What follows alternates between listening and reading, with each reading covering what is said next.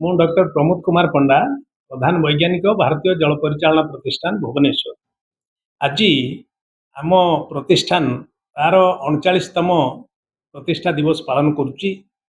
ଆପଣମାନେ ଜାଣି ଖୁସି ହେବେ ଯେ ଏହି ମେ ମାସ 12 ତାରିଖରେ 1988 ମସିହାରେ ଭାରତ ସରକାର ଏହି ଜଳ ସମ୍ପଦର ଅପଚୟ ରୋକିବା ଏବଂ ତାର ସୁବିନିଯୋଗ ପାଇଁ ଆମର ଭୁବନେଶ୍ୱରରେ ସର୍ବଭାରତୀୟ ସ୍ତରର ଏକ ଅନୁଷ୍ଠାନ ପ୍ରତିଷ୍ଠା କରିଥିଲେ।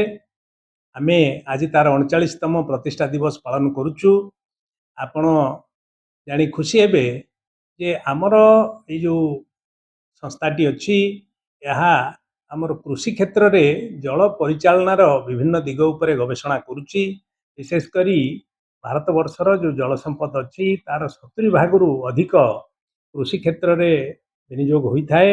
ତେଣୁ ଏଇ ଯେଉଁ କୃଷି କ୍ଷେତ୍ରରେ ବିନିଯୋଗ ହେଉଥିବା ଜଳର ଅପଚୟକୁ ଆମେ କେମିତି ରୋକିବା ଏବଂ ତାର ସୁପରିଚାଳନା କରିବା, ଯେମିତି ଆଗାମୀ ଦିନରେ ଆମର ଭବିଷ୍ୟ ପିଢ଼ିଙ୍କ ପାଇଁ ଜଳ ସୁରକ୍ଷାରେ କୌଣସି ଅସୁବିଧା ହେବ ନାହିଁ।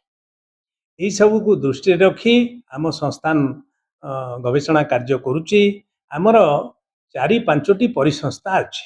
ଗୋଟିଏ ହେଲା ଆପଣଙ୍କର ବର୍ଷା ଆଧାରିତ କ୍ଷେତ୍ର ବା ରେନଫେଡ୍ ଏଗ୍ରିକଲଚର ବା ଆମେ ଯାହାକୁ କହନ୍ତି ଅଣ ଜଳସେଚିତ କୃଷି କ୍ଷେତ୍ର।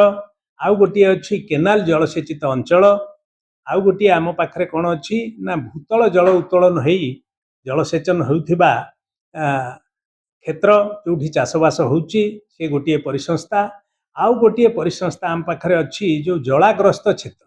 ଆପଣ ଦେଖିଛନ୍ତି ସବୁ ଆମର ଯେଉଁ ତଟୀୟ ଅଞ୍ଚଳ ଅଛି ଜିଲ୍ଲାମାନଙ୍କରେ, ବହୁତ ସମୁଦ୍ରକୂଳ ଅଞ୍ଚଳରେ ଜଳଗ୍ରସ୍ତ କ୍ଷେତ୍ର ବହୁତ ଅଛି, ଯେଉଁଠି ମାତ୍ରାଧିକ ମାତ୍ରାରେ ଜଳ ରହେ ଆଉ ସେଠି ଭଲ ଚାଷବାସ ହେଇପାରେ ନାହିଁ। ତେଣୁ ତା ପାଇଁ କେମିତି କ'ଣ ଟେକ୍ନୋଲୋଜି ବିକାଶ କଲେ ଚାଷୀମାନଙ୍କର ଆୟ ବହୁଗୁଣିତ ହେବ, ସେ ବି ଗୋଟିଏ ପରିସଂସ୍ଥା ରହିଛି। ଆଉ ଗୋଟିଏ ପରିସଂସ୍ଥା ଆମ ପାଖରେ ଅଛି ବା ଡୋମେନ୍ ଅଛି, ସେଟା ହେଉଛି ଯେ ବର୍ଜ୍ୟ ଜଳ। ବର୍ତ୍ତମାନ ଗାଁରୁ ଲୋକମାନେ ସହରାଭିମୁଖୀ ହେଉଛନ୍ତି ଏବଂ ସହରର କଳେବର ବଢ଼ି ଚାଲିଛି। ସେହି ଅନୁସାରେ ପ୍ରତିଦିନ ସବୁ ଦର୍ଶକ ବନ୍ଧୁ ମାନଙ୍କୁ ନମସ୍କାର। आज आमर भारतीय जल प्रबंधन संस्थान 39th माने फाउंडेशन डे। आज आम आमर जिते टेक्नोलोजी आम लास्ट ईयर कर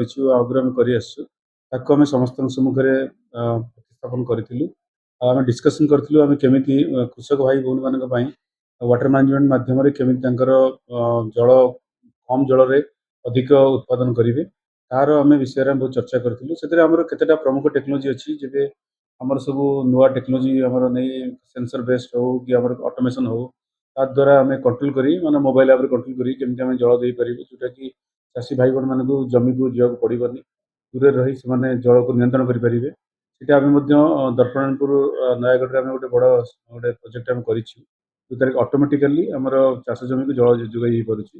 तार वाटर यूजर एसोसिएशन अच्छी से कंट्रोल कर छाड़ी आमर भूतल जलर एवं बहुत समस्या होची। आम जिते पानी आम चाष क्षेत्र में विनियोग करूँ आम जल स्तर कमी कमी जाऊँ रिचार्ज करने टेक्नोलोजी अच्छी, जहाद्वारा कि आम जो सरफेस रन ऑफ वर्षा जल जो मिलला आम भूतल जल सहित केमी आम जोड़ी पारूँ रिचार्ज कर बहुत टेक्नोलोजी अच्छी, जहाद्वारा आम अन्य जगह भारतर आमर 26टा AICRP irrigation water management centre अच्छी आम संस्था नोडाल यूनिट से भिन्न भिन्न जगह भिन्न प्रकार टेक्नोलोजी लगुच।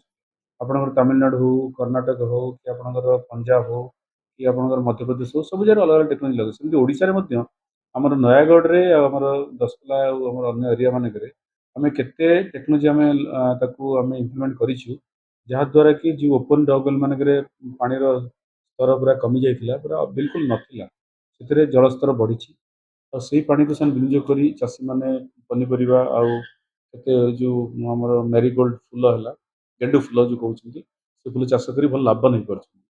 आमर वर्ज्य जलर उत्पादन बढ़ी चली आमर परिवेश को प्रदूषित करुच्ची। जलर जो उपभोक्ता माने अछंती एवं से क्षेत्र में निश्चित भाव कृषक ठारू आरंभ करी इंडस्ट्री बा शिल्प पर्यंत साधारण जनता ठारू आरंभ करी जोटा हाउस होल्ड व्यवहार करा जाउची तांका ठारू आरंभ करी वैज्ञानिक पर्यंत विशेष करी सरकार समस्तंकर ए क्षेत्र में निश्चित भाव निर्दिष्ट भूमिका रही। जदि या जहाँ वैज्ञानिक मानकर ବୈଜ୍ଞାନିକ ଜ୍ଞାନ କୌଶଳ ସେମାନେ ଉଦ୍ଭାବନ କରିବେ, ତାକୁ ଚାଷୀଙ୍କ ନିକଟରେ ପହଞ୍ଚେଇବାର ମଧ୍ୟ ଆବଶ୍ୟକତା ରହିଛି ଏବଂ ତାକୁ କିଭଳି ନୀତି ନିର୍ଦ୍ଧାରଣରେ ବ୍ୟବହାର କରାଯିବ ସେଥିପାଇଁ ମଧ୍ୟ ସରକାରଙ୍କର ଭୂମିକା ରହିଛି। ତେଣୁ ନିଶ୍ଚିତ ଭାବେ ଆଗକୁ ଏ ସମସ୍ତେ ମିଶିଲେ ହିଁ ଆମେ ଜଳର ଗୁରୁତ୍ୱ ବୁଝିପାରିବା ଏବଂ ଜଳର ପରିଚାଳନା ସଠିକ ଭାବରେ ହେଇପାରିବ। ଏକଥା ସତ୍ୟ ଯେ ଆମେ କୋଉଠି ନା କୋଉଠି କାହା ଦ୍ୱାରା ପ୍ରଭାବିତ ହେଇ ଯେତିକି ଆଗକୁ ଯାଉଛେ ଆମେ ପଛରୁ କିଛି କିଛି ଜିନିଷକୁ ହରେଇ ହରେଇ ଯାଉଛେ ଏବଂ ବେଳେ ବେଳେ ସବୁ ହଜିଗଲା ପରେ ଆମେ ଫେର ଖୋଜି ବୁଲୁଛେ। ଆମେ ଦିନେ ଦେଶୀ ଗାଈର କ୍ଷୀର ଛାଡି ଜର୍ସି ଗାଈର କ୍ଷୀରକୁ ଆପଣେଇଥିବା ବେଳେ ଆଜି A2 ମିଲ୍କ ନାଁରେ ଫେର ଦେଶୀ ଗାଈର କ୍ଷୀରକୁ ଖୋଜି ବୁଲୁଛେ। ସେମିତି ଆମେ ଫାର୍ମ ଅଣ୍ଡା ବ୍ୟବହାର କରିସାରିଲା ପରେ ପୁଣି ଦେଶୀ ଅଣ୍ଡାକୁ ଖୋଜୁଛେ। ଏକଥା ସତ୍ୟ। ହୁଏତ ଏଇଟା ଗୋଟେ ସମୟର ଆହ୍ୱାନ। ଯଦି ସେଇ ସମୟରେ ଆମେ ଜର୍ସି ଗାଈକୁ ବା ହାଇଲ୍ଡିଂ ଭେରାଇଟିକୁ ଆପଣେଇ ନଥାନ୍ତେ ଆଜି ଭାରତର ସଭ୍ୟତା ତିଷ୍ଠି ନଥାନ୍ତା। ତେଣୁ ଆମେ ତାକୁ ଅତିକ୍ରାନ୍ତ କଲା ପରେ ଆମେ ଉଭୟ ଭିତରେ ଗୋଟେ ସମନ୍ୱୟ ଆଣିବାର ଆବଶ୍ୟକତା ରହିଛି।